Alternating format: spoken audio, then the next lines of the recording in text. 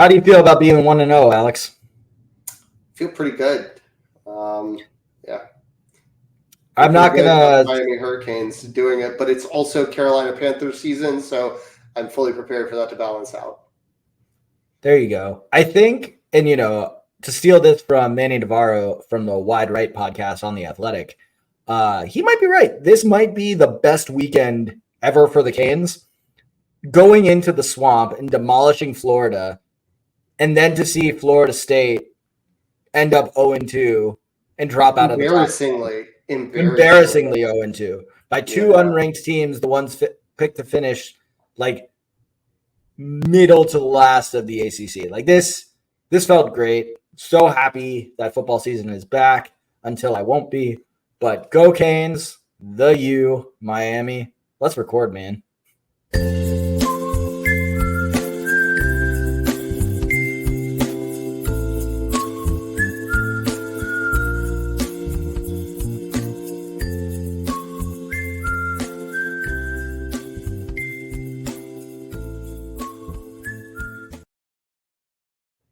Welcome back to the Working on the Dad Pod. I'm Alex. With me, as always, is Ethan. And I just realized my mic was way too far away, so I'm sorry if you didn't hear that, but welcome back once again. This is your reminder before we get started. Tonight, we are talking about sleep habits. And no, we're not talking about the little ones. We're talking about us and things that we as dads and parents can do to improve our sleep quality.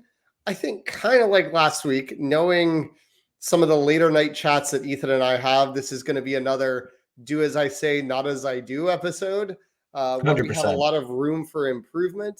But before we get into that, we'll have story time. After that, we'll have Working on the Dad Pod. As always, check us out on YouTube. We're Working on the Dad Pod there. That's the best way to find us. Like and subscribe. Leave us reviews, comments, share with friends, do all the wonderful things. And if you need help finding all those links, just head to workingonthedadpod.com. Ethan, how are you today? Feeling circular. For those of you not watching, you're not going to get that joke. Anyway, I'm feeling all right. It's been an interesting week, not just with life, but with work. But I want to talk about life at the moment, and I'll get right into my story time flow. My youngest turned 2 this weekend. We had a birthday party for her. That was great. I thought I was going to be talking about that. However, today was actually her 2-year-old well visit. And it was today because this is the day that our favorite pediatrician at the clinic was working. And when we were in the middle of her appointment, or we had scheduled her appointment months in advance, we had also found out that the flu shots had come in, and our pediatrician does flu shots for the entire family. So they recommend you coming in all at once. So I scheduled the 4 of us. So we had family flu shots. And then actually when we got there, the nurse said, hey, we have COVID shots for people 12 and up. So do you want your COVID shots too? To me and my wife. And I said, great, which is awesome because we are traveling to see family in 2 weeks in the elderly community. So I'm really happy we're going to have both shots in the system for 2 weeks. That's really not the story though. The story is while we were there, the doctor, she's doing our baby's little checkup. And she says, let me check your ears. And I said, oh, our daughter is a very waxy girl, has a lot of earwax. And the older one says, Daddy cleans ears. And I said, that's true. Daddy's a really good ear cleaner. And the doctor looks in her ears and goes, yeah, Daddy is a good ear cleaner. I don't see anything. Tonight, after a shower, my wife goes, I need you to bring the ear cleaner. And she goes, I want to make sure this is wax and not a bug because it was a little darker. There was some wax. And then I looked at it, and there was some more wax. And I don't know what our doctor didn't see, but I had to grab tweezers because my daughter had like a singular piece of wax that looked like rubber. And I had to pull it out. And it was wild. And but yeah, no, it was when I smushed it in the tissue afterwards, it was in fact wax, can confirm, but it was just a big piece of wax. And I thought, how did that grow in the time between the appointment and shower? Or did our pediatrician just not see it? I don't know. But that's my wax on, wax off story of the day. How about you? I'm good. I mean, does your daughter complain about it? Because I've always heard from like ENTs that you're not really supposed to like pull out wax. Like wax is beneficial. You're not supposed to be like deep cleaning your ears of the thing your body produces. But so we don't deep clean, but if I see it like hanging out, okay, it's a scoop. fair enough. Yeah. That's heinous. That's heinous. Yeah. Yeah. So that was. I've heard don't dig in the ear canal, but yeah, like that's crazy. Yeah. Our son is pretty waxy too, and we're not in there cleaning, but we have an otoscope, so we can sort of pre-diagnose potential ear infections. Sure. You know, if they're complaining and stuff. And my wife always has my daughter. It's very crystal clear. She'll look in there and be like, "Yep, that's an infected ear." With my son, she'd be like, I can't see anything in here. It's waxy. Your ear canals are tiny. What are we doing? This is terrible. So I definitely get that. But that leads me into my story time. My son, last week, I talked about how, work-life balance. My daughter had gotten sick, and then my son got sent home on Wednesday of last week. Well, he goes to my mom's all day Thursday. He's symptom-free. Doesn't get any medication, doesn't pop a fever. We send him back on Friday. And wouldn't you know it, they send him back. He starts getting lethargic and tired, and his temperature starts going up. And so we have to bring him home again. And it ended up where he had an ear infection. We had to treat it. But we get to Sunday, and he's just been around the house, and my daughter's been in the house all day, and, we've just been going a little stir crazy, he's on the antibiotics he needs to be, but he's still just like, it's one of those things where I know that he's not contagious, but like if a kid that sounded like that and looked like that came near my kid, sure. I know he's not contagious because he's on the antibiotics and he's been on them long enough, but like if it came near my kid, I'd be weirded out. So I can't take him anywhere in public for 100%. Fear of judgment. And everybody's going a little stir crazy, and my daughter's having a tough time. And so my wife comes up with a pretty genius solution. Okay. She sets up 3 different areas of play. She sets up one area that's magnetiles in our living room. She sets up another area that's a giant sheet of paper and like colored pencils, crayons, and markers on our dining room table. And then the bedroom, she sets up, I want to say it was like these little things called calico critters, which is just like animal shaped, sort of like playhouse stuff that my dad has gotten my daughter, is the best way to describe it. And she loves them, but my son started enjoying playing with them. So she sets up these 3 stations. And my wife says, okay, here's the deal. You can all pick a station, or you can both pick a station. If you go to the same station, that's fine. But if you fight, you both have to leave that station and go to a different station for at least 5 minutes. And you can't be at the same station for at least 5 minutes. You can't be at the one you're at. So you don't get the gratification of like your brother or sister getting kicked out, even if they're the instigator. You get to go to the ones we assign you. And for 5 minutes, you got to cool off and play with that. And after that timer's up, if you migrate back to each other, that's fine. But then the same rule applies. You get in a fight, we separate you. And we carried this on for like 3 hours, like from post-snap until dinner was ready. Like basic, they got in 4 or 5 fights, but it was just me going, hey, Google, set a timer for 5 minutes. And my wife refereeing who went where. And then we're back to doing chores, folding laundry, making dinner, whatever we're trying to do and get done. And so that was a very effective strategy to mitigate fights, keep the kids entertained when we're stuck inside with cabin fever, and found it to be a very, very successful afternoon. And then by the next day, all the visual snot and cough and stuff that he had was completely gone. So we were able to go to a playground on Labor Day and be out in the sunshine, and everything was much better. Very nice. Yeah. Nice. Cool. Awesome. So That's great. sleep. Yes. This is where we end the episode so that we can actually go get a good night's sleep. Kidding. So can Go I? ahead. So I know we've tried to be a little better about outlines and staying on track, but I would like to ask you permission to just deviate from the outline and just ask you, what is your sleep history? Like throughout your life, were you what's your have you always like needed to sleep the same amount? Were you all an early riser, late riser, early bird, night owl? What was you? Where did you start? Where are you now? So as a kid, up until about high school, I had a pretty strict bedtime, and it moved as Okay. I got older. But it was very Sure. much like it's time for bed and time to wake up. And I woke up in time to get myself ready at a fairly leisurely pace, eat breakfast, get ready for school, get on the bus. So I want to say it was something, like elementary school was like 9 to 6, and then maybe move that 9:30 to 6:30 or whatever for high Mhm. school.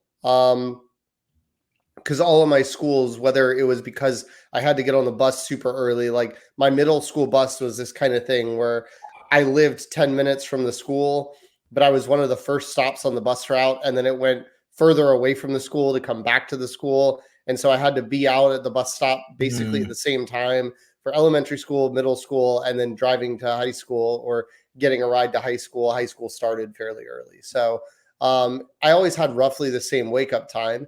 And then I got to college, and in college, I pretty quickly realized, it's fun to hang out with your friends later at night. That's when fun stuff happens. And so 8 a.m. classes were not my jam, and I was much more of a sleep in kind of guy in Mhm. college. But as an adult, I am fairly malleable, but now I am pretty much, because of the morning routine of everything, it is always getting up at 6 a.m. It used to be Gotcha. 6:30 when both the kids were in preschool. Now, to make sure that everybody has what they need to get out the door, I'm up at 6 to prep breakfasts, and the rest of the house wakes up at 6:30 and does what they need to do so that I can leave just before 7 with my daughter to get Gotcha. to school. How about you? So what's interesting is I actually don't really remember much about my bedtime. I think my parents gave us a lot of autonomy with regard to going to sleep, and we did. But what I do remember is that it didn't matter how late I fell asleep. I used to be such a morning person.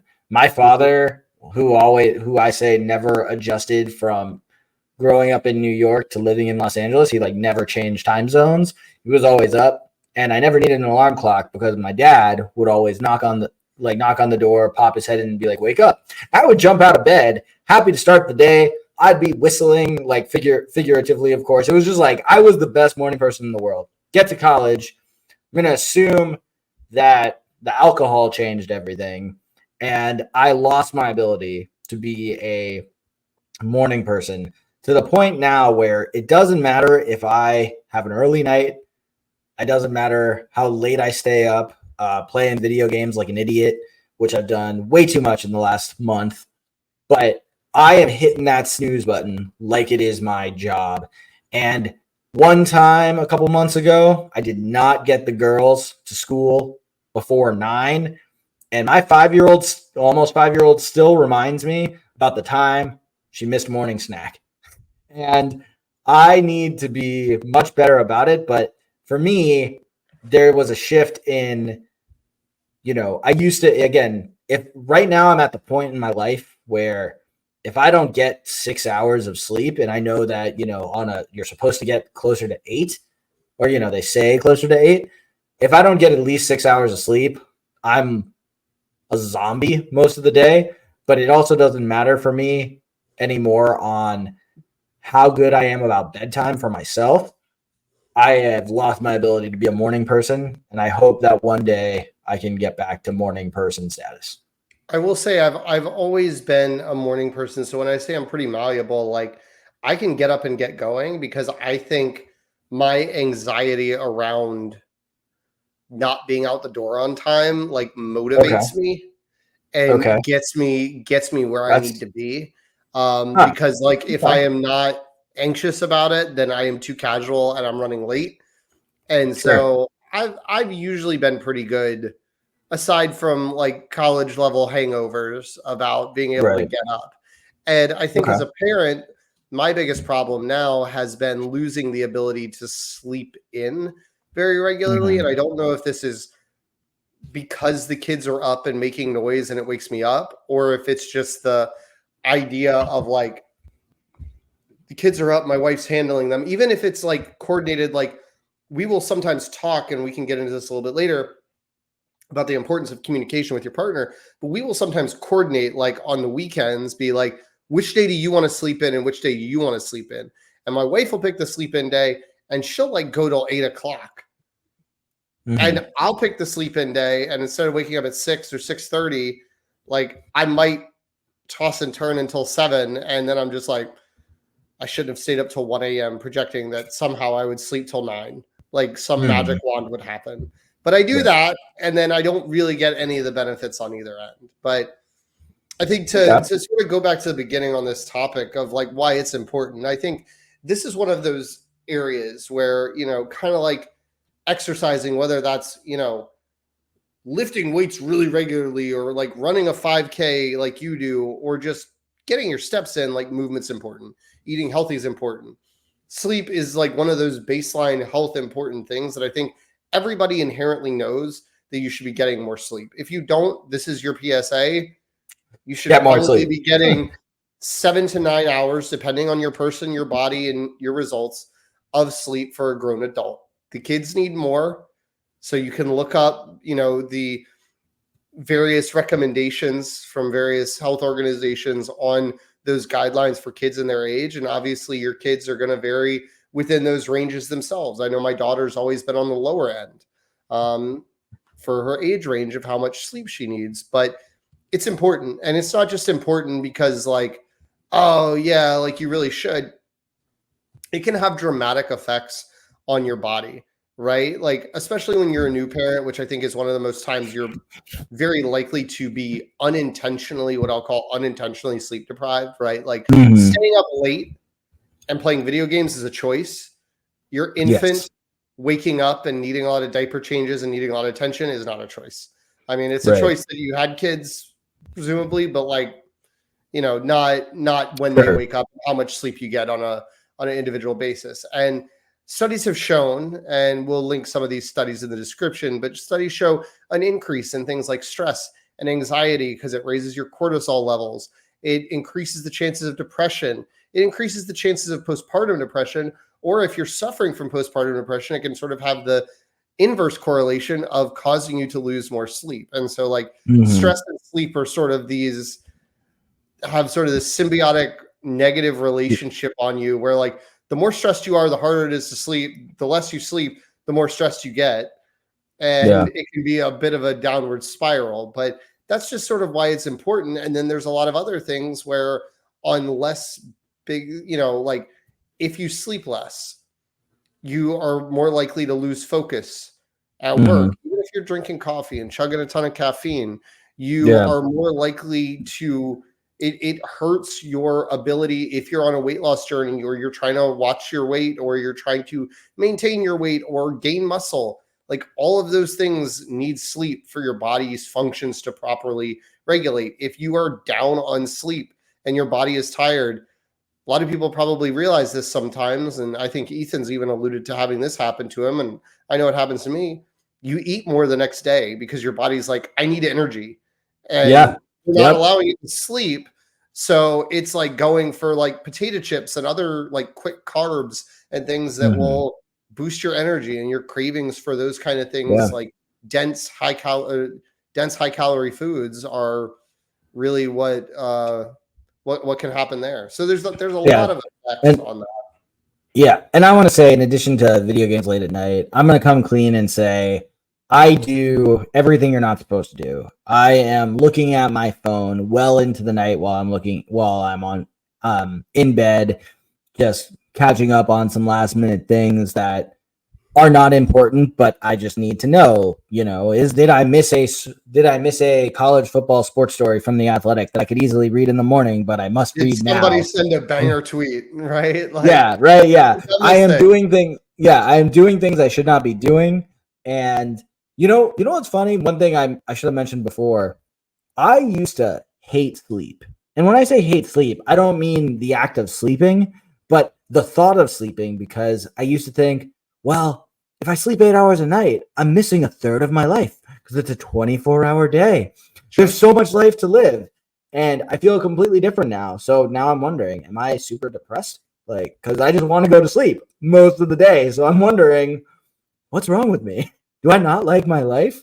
But no, I know that's not it. I'm being a little facetious right now. But it is Sure. just kind of funny how, I actually have so much more to live for and I want to sleep more than when I was younger and, really had nothing to worry about but myself. And all I wanted to do was be awake. So, Yeah. yeah. And yeah, and I mean that is, it's real, where I think it goes both ways, where I'm like, I want more sleep Mm-hmm. in my body, but I don't Right. always want to do the things like just going to bed that Right. would cause me to do that. And I think we can get into a little bit of the rationales and the mindsets and some of the things that I have done. Mm-hmm. Very stop and start, very stop and Sure. start. So these are not Sure. like, oh, this is what I do every night to get perfect sleep. This is not about to be an episode of the Huberman Lab or some other like lifestyle expert of like all the sleep hygiene hacks that I'm like, I know a bunch of them. I don't do Mm-hmm. most of them. And when I Yeah. do them, I reap the benefits. And then the next night, I'm like, I got a good night's sleep last night. It's almost like Yeah. cheat meal. Like, I was good yesterday. I earned the ability to stay up late looking at Right. garbage. So Um, like Alex said at the beginning of the episode, very much we are saying do as we say, not as we do. Neither of us are model citizens or model fathers for what we're talking about tonight. yeah. But Yeah. I want to start at the beginning, sort of for newer parents of infants, and share one thing that my wife and I did to help us get better sleep whenever our kids were infants. And I think there's like this idea out there, and I don't want to say it's wrong, because do whatever works for you guys, but you know, when you have a new baby, I think there's this idea of like you should be trading off, that you should be Mm-hmm. sharing the despair. You Right. should be sharing the suffering Mm-hmm. and misery Mm-hmm. loves company kind of attitude. Mm-hmm. And my 2 cents and my wife's 2 cents was that was counterproductive and destructive, because even, in a perfect world, you wake up, you do your thing, you go back to bed, and you fall right back asleep. But I think Mm-hmm. anybody who's been doing this for a while, sleeping, understands that if you get woken up in the middle of the night, depending on what it is, if it's just like they're mildly crying because they've got a wet diaper and you need to just sort of mindlessly change a diaper, fine. But if they wake Mm-hmm. up with a fever or something that requires you to like snap to attention, it's pretty hard to like hit that button, flip that switch, and fall right back asleep when you need to, Sure. even if you're pretty sleep deprived. And I know I'm as guilty of that as anyone, but just like waking up and sort of being like, I feel really awake. Maybe I should just start my day. It's 5 a.m.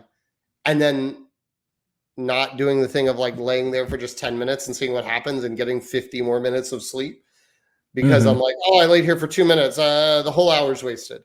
But Sure. my wife and I, to get back to the point, we decided to first, when my wife was breastfeeding and 90% of the child's needs were breastfeeding related, there was not going to be a lot for me to do. And so we made the decision when my daughter was little, she slept in our room, and we had a twin bed in what would become her room, and I just slept in there. I didn't do any of the nighttime stuff because the calculus was not like, oh, and I think the initial reaction from a lot of people is like, oh man, you're lucky, blah, blah, blah. The idea wasn't for me to be lucky. The idea was, one, I could go be productive during my day at my job at full capacity, instead of waking up, comforting the baby and going, she's hungry, and then being awake and not really being able to solve anything. But two, I then took the responsibility of being the one who at night, I would do all the chores, cleaning the litter box, feeding the cat, wiping down all the surfaces, doing all the sweeping, what have you, so that my wife could go to bed at 8 if she felt so required to get her required amount of sleep, and then waking up and making sure everybody's breakfast was made and coffee was made and everybody had what they needed, and like dressing my daughter and using the awake time to be the productive, alert one that was sort of being the manager of the house a little bit. And so flipping the roles. And then once we got to the stage where my daughter, and then we did the same thing with my son, where I actually spent a lot of time sleeping out in the living room on the couch for the same reasons, just to avoid the little wake ups during the night. Once we got to the point that they had moved into their own room, we alternated nights so that one person could just be like, hey, it's your night. And we'd make sure we knew whose night it was, where we do a thing. We're like, it's your night. And then if they wake up, the next night's my night. If they don't, you're basically on call until you get a midnight wake up. And so that was sort of our system, where it just never made sense to us to sacrifice both of us in the same night and have everybody dragging and frustrated and ornery. Sure. So I can't say we did that because we didn't. For me, with both little girls, I had a hard time sleeping anyway because I could not stop thinking about SIDS. And for those of you unfamiliar with the acronym, that is sudden infant death syndrome. And, it is essentially your baby dying in their sleep. So I was always never really asleep and always just making sure I could hear them breathing. That said, I was always okay knowing that my wife had the baby. So for both girls, what my role was if the baby woke up, I would, try to rock them back to sleep. If that didn't work after a couple minutes, and I'm still pretty much zombie mode, so it wasn't like I was waking up. Right. Really, you could doze while rocking. Yeah. I'm just doing this.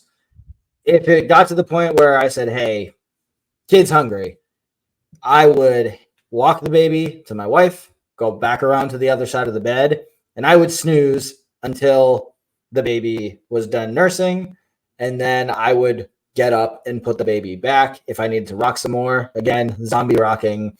And then I could go back to my not real full sleep. And that kind of worked because it took all of the, non-nursing duties away from my wife.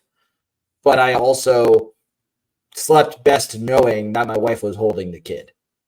So, it worked for us. I wouldn't really recommend that because not being able to sleep and being in constant fear of your kid dying sucks. So, don't do what I did. Yeah. But it definitely. There's something, the stress and the things keeping you up at night is like, that's something on a larger scale, not just specific SIDS, that, I deal with. And we talked a little bit about that last episode when I talked about my parking lot that I use to write down ideas, and how I have to do that late at night because I will find myself waking up in the middle of the night, just randomly thinking about a work task. Like, oh, I forgot that I got to do that. I need to remember to do that.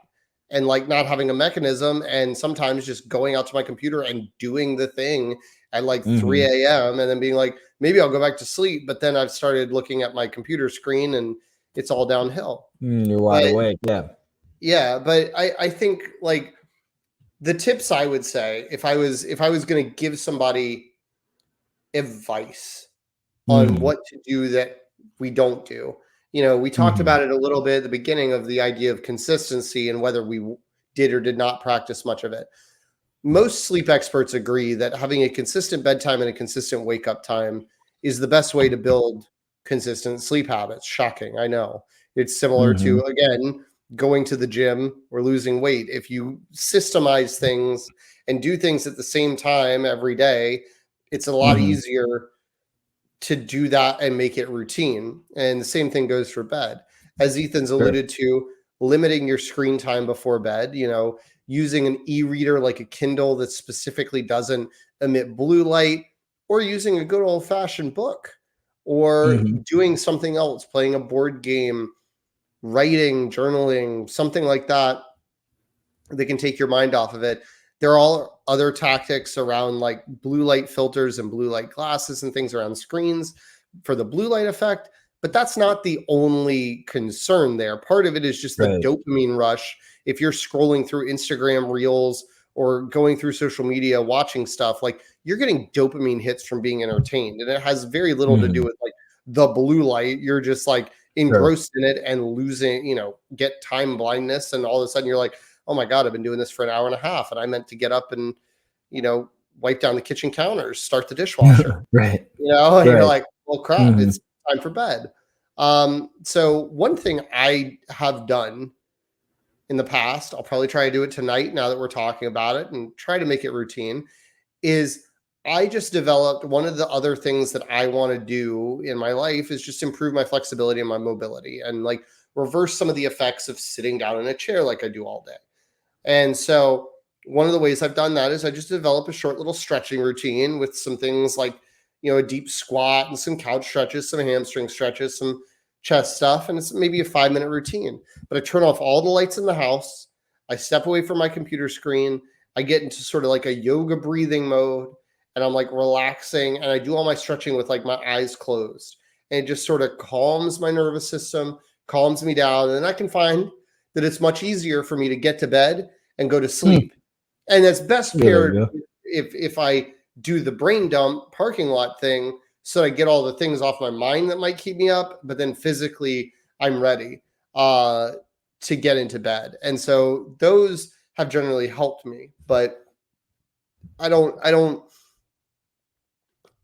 have the luxury of like having this perfectly hygiened sleep routine, because even if it's the best laid plans and I'm not planning on getting on my computer or watching TV or doing something else, sometimes it's just like, we have a hectic night and I need to make breakfast for the next morning because my son is very persnickety that he likes overnight oats. He wants it cold. He wants it in the square bowl, not in the round microwavable bowl that I have to make hot oatmeal in. And so it's like, I have to jump through hoops the next morning to make his oatmeal, cool it down to below room temperature, and transfer it into a non-microwavable container that he desires if I haven't just made the overnight oats before. So I got to go in, and I've got the container sitting there. I got to do that tonight so his overnight oats are ready for the morning. But little things like that, where it's just like, sometimes it just adds up and you're like, oh, I need to take out the recycling or this, that, or the other that I forgot to do. Or I need to, buy this thing that we need for my daughter's class or dance or whatever, and knocking those little chores out. And sometimes it just adds up. But I think like you, my biggest problem, if I boil it down, is just getting the heck to bed. Yeah.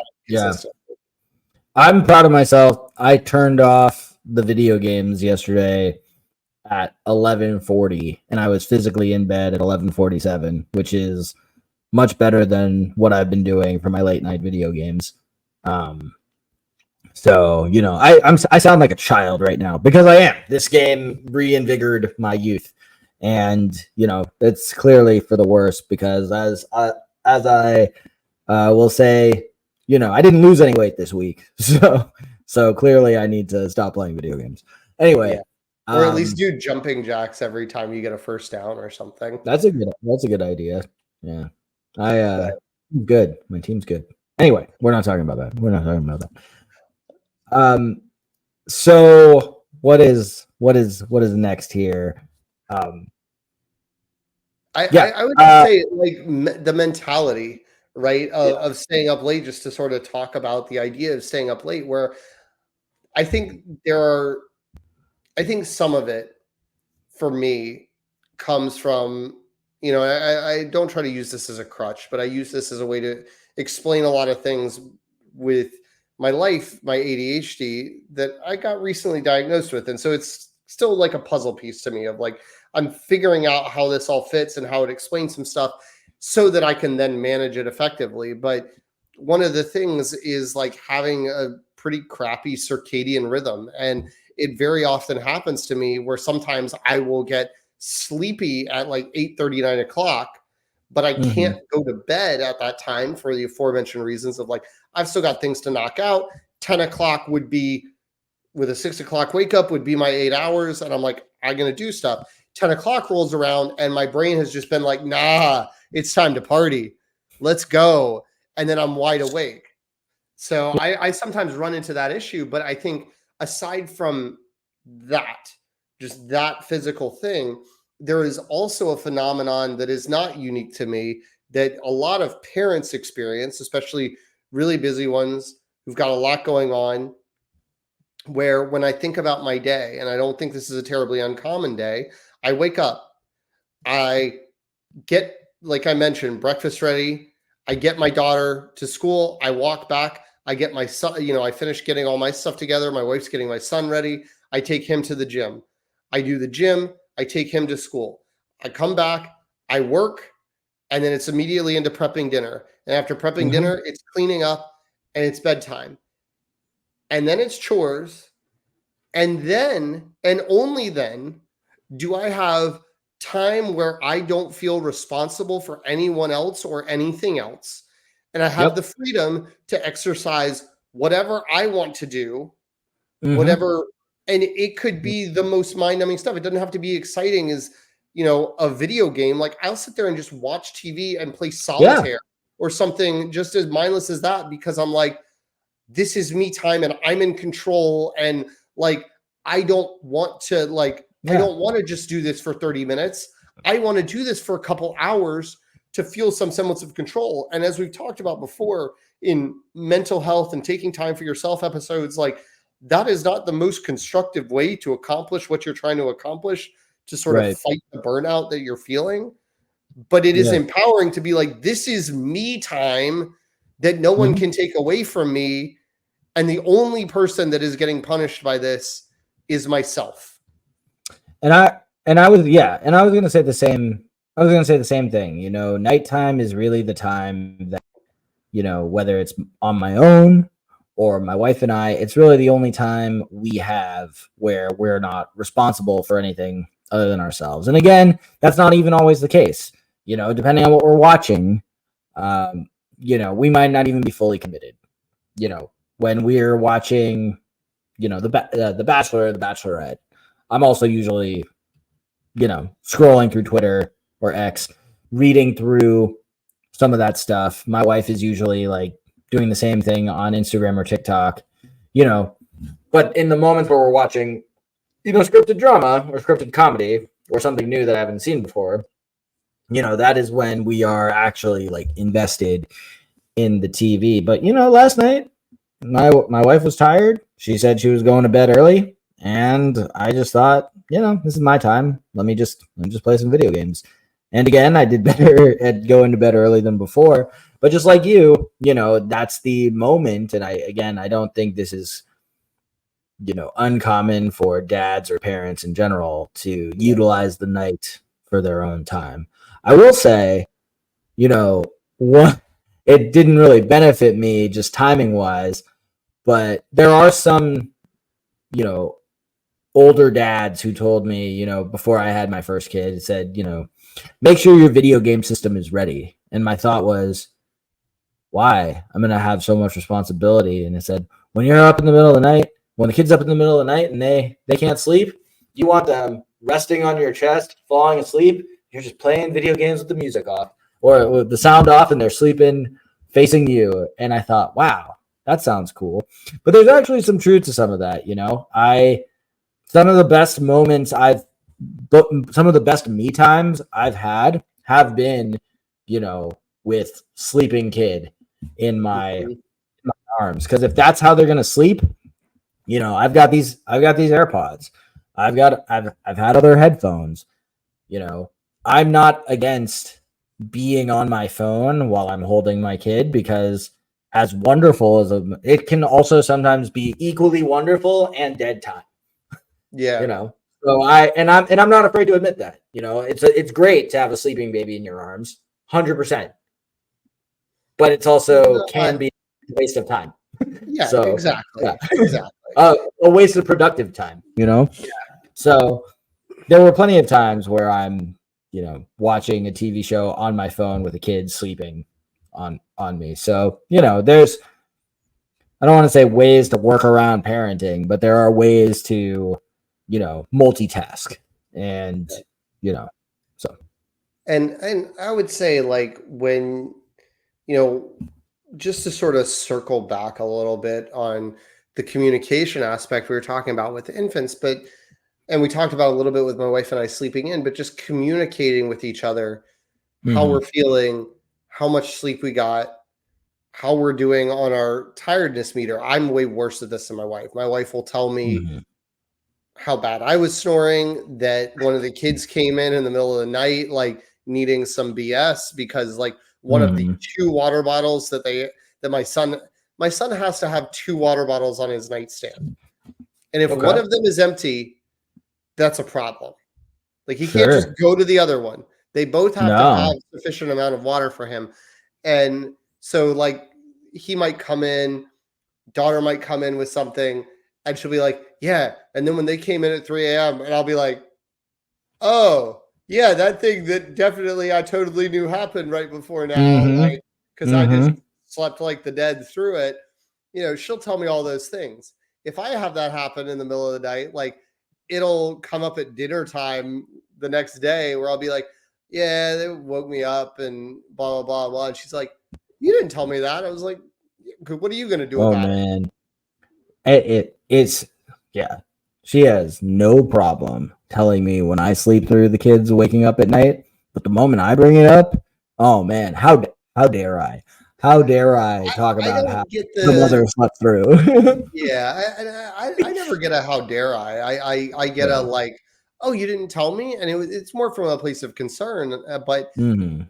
I'm really bad in general about vocalizing like, hey, I really need sleep, because I think it goes back to the me time thing of like, if I tell my wife that, then when she goes to bed at 9:30, 10 o'clock at some reasonable time, she's gonna be like, you coming to bed? And then I'm like, I did tell you I was really feeling tired, didn't I? But it's me time now, and the whole house is about to be mine. So, no, Exactly. I'm good. Like, and so Yep. I will either just lie or ignore it, but I'll feel more guilty because someone dare hold me accountable for exactly what I said the problem was. So, Unbelievable.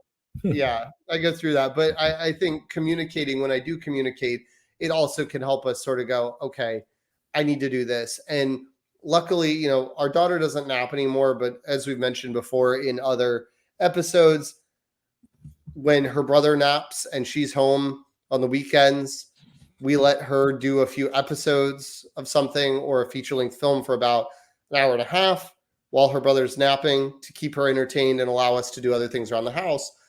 But I quite often find myself napping when he naps on the weekends Mhm. to play a little catch up, because I Yeah. get some of the best sleep of my life in those Saturday afternoon naps.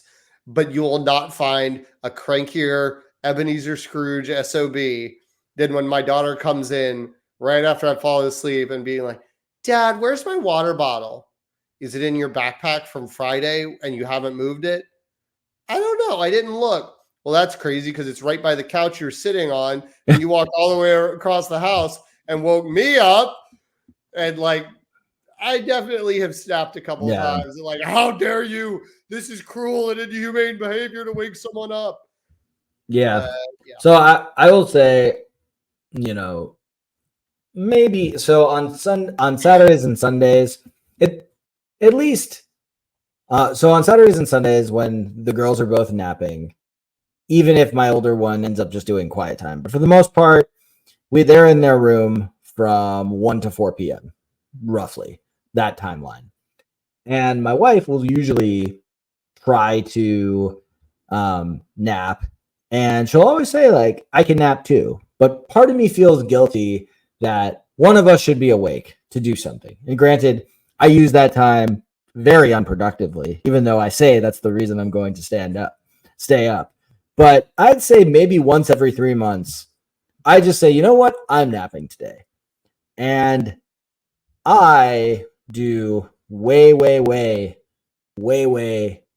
too long of a nap. It catches me way up.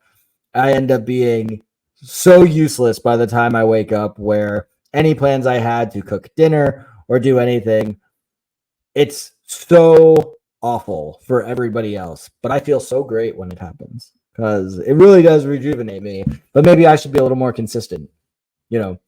and just to bring everything back full circle, Yeah, I mean, I think that's the key thing, right? If you are not getting to bed at a reasonable time and you find yourself consistently sleep deprived, right? I've tried to get better about that, about not staying up till midnight or whatever, as we went through on our um, birth stories episodes. Mhm. I was up until some god awful hour, like chatting with you and the boys about conference realignment, go to bed, and like 45 minutes later, my wife's like, "Hey, my water broke." And I'm like, that sucks. It wasn't even, hey man, it wasn't yeah, what's funny is it wasn't conference realignment, and I know that the listeners, the millions of you, won't care. It was actually about the merits of a salary floor in Major League Baseball. Yeah, there we go. And it was a 3-on-1. All righty. Yeah. Yes. Yeah, well, that shows I probably should have just gone to bed. But anyway, I think building the consistency, finding some habits, finding what your blockers are, right? If it's too much screen time, you can look into apps that track your screen time and Mm, limit your screen time and box your screen time in different ways. Like, they don't always work for me, but they have worked for plenty of people, so that's why I'm suggesting them. Finding sure. routines, like I have the thing on my Apple Watch where it tells me it's bedtime and it eventually goes into sleep mode and all that stuff on my Hmm. phone. But like, you have a sleep schedule and you use it to just say, this is what time I want bedtime to be and what time I want the wake up to be, and you can customize it on weekdays and weekends and whatever, and you can customize it on one-offs. But I utilize Cool. that. But like many things digital, I end up becoming numb to it. And so when it first started happening, it'd be like, hey, your bedtime's in 45 minutes. It's time to start winding down. And I'd be like, Mhm. oh, that's a great idea. Thank you, Watch. I appreciate that. I'm going to go do that. And now I'm just like, maybe for you, I'm Mm. staying up and partying, but I think finding that consistency and a consistent wake up time, right? Because it is harder to get good quality sleep if you're one night going 9 to 5, the next night going 11 to 7, and like chopping it up in all sorts of ways. It can be difficult to build those habits, consistencies, and establish your circadian rhythm that helps you. Mhm. And I'm sure there's a lot of other, I'll try to find any more resources on some other tips, like reducing the amount of light, wearing a sleep mask, doing white noise. These are not always practical for parents because, like, Mhm. you want, as we've mentioned, you kind of need your senses available to you. You can't just go into a makeshift hyperbaric chamber and ignore the whole world Mhm. all night, like some of these sleep Right. experts would have you believe is physically possible. You need to wake up and do an hour of yoga and an hour of journaling and an hour of making espresso and go to the gym and do all of this before work. And you're like, you don't have kids. That's a bunch of BS. Yeah. So Also, I how think many that's, hours do you think are in a day? yeah. And it's like, I got to do my cold plunge and my sauna time. I'm like, I got to yell at my kids to get their underpants on. Like, what are you Yeah, doing? That's my that's for real. journaling time right out the window. I got to fight with my son to eat the food that he specifically asked for. Like, eat your oatmeal. No, you Yeah, can't have the bacon and eggs I made because when I asked you if you wanted that, you screamed at me that you wanted oatmeal instead. Like, truth. we got to have that kind of conversation. That's my sauna time. I don't have the money Yeah, for a sauna either. But yeah. Wow. anyway, should we work Yeah, on the dad bod a little bit? yeah. I'm gonna bring it all. I'm just gonna bring it all back full circle whole circadian rhythmic circle. I weighed in last week at 189. I was 189.2 tonight in my post kids shower full nude weigh in that I like you all to visualize. And, it's not the best. I did not manage my exercise time well this week. I have not slept well this last month with regard to staying up too late. For all the reasons I will not recap on this episode, you should listen to it again. Give us those extra plays. But what I will say is I know how to be better. I just need to make myself be better. And hopefully I will, do as we say, not as I've done, and have a better take better care of myself like I was for a while. So what about you? Yeah, so I don't have anything crazy. It's been kind of a weird week at the gym. I've just had some weird aches and pains and tried to back off, do a little more rehab stuff, but that's been going fine. But one thing I was really excited about today is my wife and I got bicycles. Nice.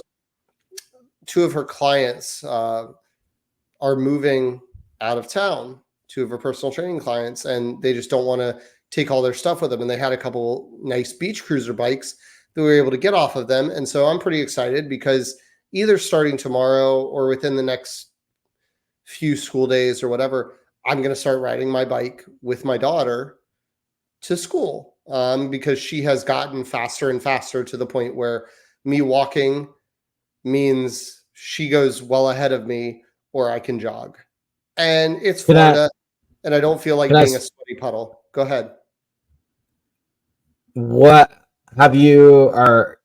are you going to, because don't you carry the bike back because she doesn't I tow ride it at home with a yoga strap carefully tied around the handles like I've got a dog on a leash. So have you figured out how to do that while you're riding a bike? There is a device called a trail gator that I'm going to buy. These things cost around $100, so not cheap. But if you are a family that likes to bike or has use for it, I think you'll get your money's worth. And this is what it's basically something that will attach to the post of your seat, and it goes back, and it's like a sturdy steel bar, or maybe it's aluminum, I don't know, but it's a metal bar that attaches to their handles.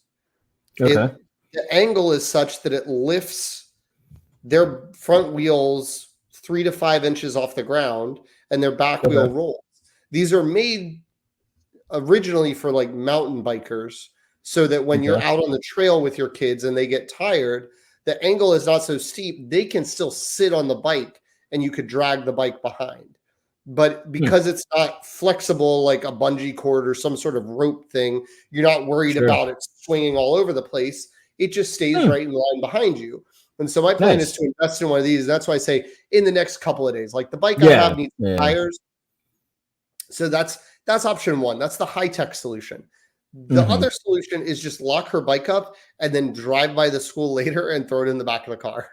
When they open up the gates that have the bike, because the way they have it, the kids don't have to lock their bikes. It's all fenced in and they just lock the fence, but then they open that up at the end of the day. And so I would just lock her bike up onto the bike rack and then go in and get it once the gates open after school at some point. And then when my son starts going to school, if my daughter's still biking and he wants to bike, then my wife would just get a trail gator as well. But that's our initial plan. I'm excited for it because I also think it can lead us to more family bike rides, right? Yeah, that sounds lovely. We can go further. We can go as far as my daughter wants to go, and then I can tow her for a good bit and then detach if she wants to go back again. But a much better solution than it used to be of, well, somebody's going to get this bike back and she's turning into a hot mess that doesn't want to do anything, like just being like, stay on there, I'll pull, and we're in Florida. There's not big hills. This is not super hard. So that's awesome, man. Yeah, that's the plan right now is to do the trail gator, or if the situation arises and I need it, just putting a bike lock on her bike at school and picking it up later, because there is a scenario for me where I've told my wife this. I'm like, yeah, we could do the 2 trail gators, bring my son back, but I'm really looking forward to the idea of like, it's very plausible for me to go to the gym. I have to go out and around and hit like 3 lights to essentially, as the crow flies, I'm making this like sort of giant U pattern instead of going straight through here. But there's a much shorter way to circumvent all that with a pedestrian bridge at the opposite end of the street from the kids' elementary school. And so I'm like, if I can leave their bikes and lock their bikes and not have to carry their bikes to the gym, I can straight shot it to that pedestrian bridge and be like 1 turn away from going to the gym earlier, and then bike back home, or even bike back to, well, I probably couldn't bike back to school because they locked the gate, but bike back home, whatever, and grab, the bikes at a later time and just get an earlier start to my day when I no longer am boxed in by, I can't start my workout until childcare opens at the gym, which is currently like my time blocker, but I could start at 7:30, 7:45. So yeah, looking forward to it. We'll see how it goes. Nice. That's awesome. Well, I want to tell everybody listening, all the millions of you, please get some sleep. If you're watching us, shortly after we've recorded, or you're staying up late listening to us, but get some sleep. Listen to us during the daylight hours when you're, not doing something else. Watching the Fighting Taylor Swifts take on the Baltimore Ravens tonight, Truth. Yeah. Well, again, thanks so much for working on the Dad Pod with us, and we will see you next week. So, bye-bye. Bye, guys. Thanks for working on the Dad Pod with us. Any resources that we mentioned during the show will be in the show notes. If you have questions, thoughts, or just want to talk with us, the best place is in the comments on YouTube. We're on YouTube, TikTok, Instagram, and Threads at Working on the Dad Pod, and on Twitter at Working on Dad Pod. Following and subscribing is always appreciated. Please rate and review us. That helps get the show to new people. And if you know a dad who would enjoy our show, sharing it with them is a huge help to them and us. Have a great week.